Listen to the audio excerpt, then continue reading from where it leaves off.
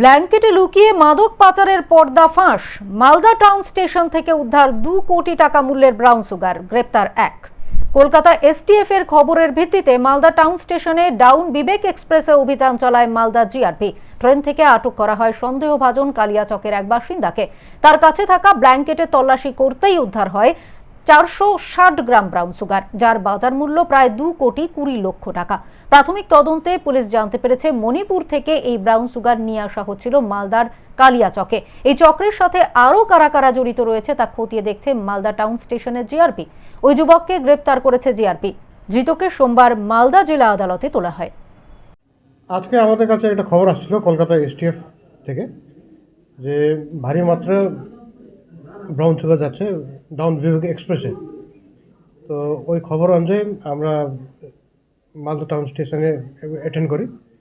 তখন বিভাগ এক্সপ্রেস আসলো ডিব্রুগড় থেকে। তখন আমরা একটা ছেলেকে ধরলাম। ওর কাছ থেকে 460 গ্রাম মতো ব্রাউন সুগার পাওয়া গেছে।